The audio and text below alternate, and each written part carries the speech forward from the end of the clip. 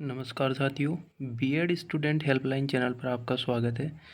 मैं आज आपके लिए विज्ञान विषय के लिए एक पाठ्य योजना तैयार करके लाया हूं, जिसको आप बीएड फर्स्ट ईयर और सेकंड ईयर में काम में ले सकते हैं सूक्ष्म शिक्षण के अंदर।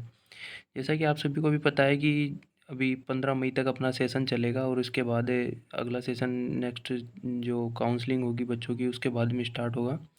तो इसमें जो बीएड फर्स्ट ईयर की इंटर्नशिप में देरी लग रही है, तो इससे लगता है कि शायद इस बार अभी मई तक तो पॉसिबल नहीं है कि इंटर्नशिप मिलेगी, क्योंकि 1 महीने की होती है तो वो पूरी हो नहीं पाएगी। और जो सेकेंड ईयर की चल रही है वो भी अभी थोड़ी बहुत हो पाएगी, 10-15-20 दिन की, और फिर आगे नेक्स्ट सेशन में करना पड़ेगा इनको।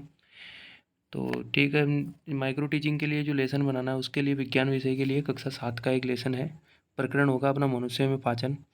इसमें शिक्षण उद्देश्य आते हैं, 6 शिक्षण उद्देश्य होते हैं। जो पहला ज्ञान होता है, तो जो भी टॉपिक होता है उसके बारे में बता देंगे कि विद्यार्थी जैसे पाचन का है तो पाचन का प्रत्यास्मरण कर सकेंगे, पाचन का प्रत्याभिज्ञान बना सकेंगे। दूसरा अवबोध है, मनुष्य पाचन की व्याख्या कर सकेंगे, विद्यार्थी मनुष्य के पाचन के महत्व को समझ सकेंगे। तीसरा अनुप्रयोग, विद्यार्थी मनुष्य में पाचन से संबंधित ज्ञान का प्रयोग कर उच्च अध्ययन में कर सकेंगे। चौथा कौशल आ गया कि विद्यार्थी मनुष्य में पाचन का मॉडल बना सकेंगे, जिसमें आहार नाल और मुख से लेकर आमाशय तक, गुदा तक हो जाएगा। पांचवा अभिरुचि का आ जाता है, जिसमें पाचन से अधिक जानकारी के लिए अपनी पत्रिकाएं पढ़ने में रुचि लेंगे। फिर छठा आएगा अभिवृद्धि, पाचन का सकारात्मक दृष्टिकोण उत्पन्न कर सकेंगे। और सहायक सामग्रियों में आ जाती है समस्त कक्षा उपयोगी शिक्षण सहायक सामग्री चार्ट आ जाती है। शिक्षण विधियों में व्याख्यान और प्रश्नोत्तर दोनों विधि आ जाएगी। और विद्यार्थी मनुष्य के बारे में ये अपना हो गया पूर्व ज्ञान। तो स्टार्ट करते हैं, जैसे प्रस्तावना कौशल से स्टार्ट होता है। वैसे तो प्रस्तावना कौशल में मिनिमम 5 क्वेश्चन पूछने पड़ते हैं, आप 5 से 6 क्वेश्चन हो सकते हैं इसमें। पहला क्वेश्चन होगा, पादपों को भोजन बनाने के लिए किसकी आवश्यकता होती है? प्रकाश की आवश्यकता होती है। प्रकाश की उपस्थिति में पादपों द्वारा भोजन बनाने की क्रिया क्या कहलाती है? प्रकाश संश्लेषण कहलाती है। प्रकाश संश्लेषण है तो कौन सा वर्णक उपस्थित होता है? पर्णहरित उपस्थित होता है। पर्णहरित के कारण पत्तियों का रंग होता है कैसा? हरा होता है। हरे पौधों से क्या प्राप्त होता है? अनाज, दाल, लकड़ी प्राप्त होती है। अनाज, दाल का पाचन मनुष्य में कैसे होता है? ये अपने प्रकरण पे आ गए हैं हम, पाचन कैसे होता है। और बाकी के प्रश्नों में आपने ध्यान दिया होगा कि सभी में तारतम्यता है। तो प्रस्तावना कौशल की यही विशेषता होती है कि इसमें तारतम्यता पाई जाती है। जब ये विद्यार्थी इसमें निरुत्तर रह जाएंगे तो अपना उद्देश्य खत्म हो जाएगा कि विद्यार्थियों आज हम मनुष्य के में पाचन का विस्तारपूर्वक अध्ययन करेंगे। तो उसकी जो व्याख्या विधि है या प्रस्तुतिकरण बोल सकते हैं, उसको स्टार्ट करते हैं कि जिसमें पहला शिक्षण बिंदु हो जाएगा पाचन तंत्र के मुख्य अंग। उसमें पहला विकासात्मक प्रश्न होगा जो पूर्व ज्ञान पर आधारित होता है कि बच्चों, पोषण के आधार पर मनुष्य कैसा प्राणी होता है? जो पोषण के आधार पर मनुष्य होता है वो कैसा होता है? मनुष्य मांसाहारी और शाकाहारी दोनों होता है, मनुष्य कैसा भी भोजन कर सकता है। और दूसरा हो जाएगा, शाकाहारी जीव अपना भोजन किसकी सहायता से प्राप्त करते हैं? शाकाहारी कौन होते हैं? जो पेड़ पौधे घास फूस पर निर्भर करते हैं, तो पौधों द्वारा प्राप्त करते हैं। तीसरा हो जाएगा कि मनुष्य में भोजन का पाचन कहाँ होता है? अब बच्चों के ये समझ में नहीं आएगा कि पूरा कैसे बताएंगे, तो आंत में होता है, अवशोषण होता है आंत में, छोटी आंत में, बड़ी आंत में, इस प्रकार आमाशय में। तो इसका जो व्याख्या करेंगे कि भोजन मनुष्य में सतत नली से होकर गुजरता है, जिसे आहार नाल कहते हैं। आहार नाल में मुख्य ग्रसिका, ग्रसनी, आमाशय, छोटी आंत, बड़ी आंत और गुदा मुख्य भाग होते हैं। मुख्य गुहिका में दांत पाए जाते हैं, मुख गुहिका में दांत पाए जाते हैं, दांतों के दौरान भोजन को तोड़ दिया जाता है। फिर आएगा भोजन का पाचन। भोजन के पाचन में विकासात्मक प्रश्न आ जाएंगे कि भोजन में जटिल अणुओं का सरल अणुओं में टूटना क्या कहलाता है? तो उसको बोल सकते हैं कि जो पाचन होता है उसे पाचन, भोजन का जो पाचन होता है उसमें होता है कि जटिल अणुओं को सरल अणुओं में तोड़ा जाता है। दूसरा प्रश्न आ जाएगा कि भोजन का पाचन कहाँ होता है? आहार नाल में होता है। आहार नाल में भोजन का पाचन किस प्रकार होता है? प्रोसेस बतानी है। ये उसके आंसर आ गए आपके। और श्यामपट्ट पे जो कार्य आप लिखेंगे, जो मतलब जो पाचन तंत्र के जो निर्माण के जो घटक है वो बता देंगे, मुख गुहिका, ग्रास नाल आदि, इनसे मिलकर पाचन तंत्र बनता है।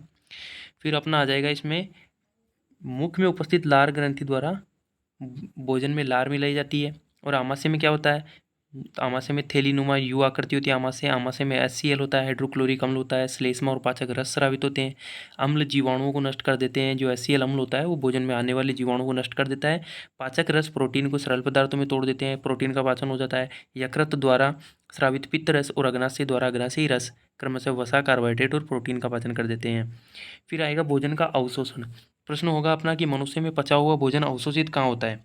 तो वो होता है छोटी आंत में।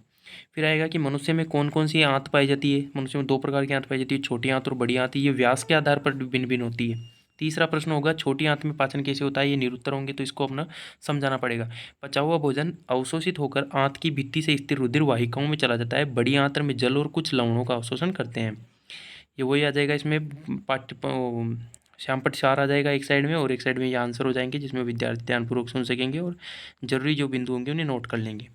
फिर अपना आता है इसमें लास्ट में जो टॉपिक पूरा हो जाता है तो उसमें आता है मूल्यांकन प्रश्न की बच्चों के क्या समझ में आया है, जो उनको पूछ लेते हैं, जिसमें वस्तुनिष्ठ प्रश्न होते हैं, रिक्त स्थानों की पूर्ति होती है, और लघुतरात्मक होते हैं, अति लघुतरात्मक होते हैं, फिर निबंधात्मक आएगा। तो पहला प्रश्न होगा कि मुख्य गुहिका में पाए जाते हैं। मुख्य गुहिका में जैसा कि हमने अध्ययन किया था कि दांत, जीभ, लार ग्रंथि, उपरोक्त सभी, तो उपरोक्त सभी पाए जाते हैं। दूसरा प्रश्न होगा कि आमाशय की आकृति किस प्रकार की होती है। तो पहले पढ़ा था आपने कि आमाशय की आकृति यू आकार की एक थैलीनुमा होती है। भोजन का पाचन आहार नाल में होता है, सत्य या असत्य। फिर आएगा आमाशय में क्या स्रावित होता है, जो अपने अपने जो व्याख्या में आ जाएगा कि HCl, वो श्लेष्मा, और जो पाचक रस आएंगे वो उसमें बता देंगे। फिर आया बड़ी आंत के कार्य क्या क्या होंगे। बड़ी आंत में पाचन भी होता है, अवशोषण भी होता है, इस प्रकार। और अपना जो गृह कार्य देंगे बच्चों को कि मनुष्य में पाचन की क्रिया का चित्र सहित वर्णन कीजिए। इसमें अपना जो पूरा लेसन आ जाएगा। तो इस प्रकार जो पाठ्य योजना तैयार की जाती है।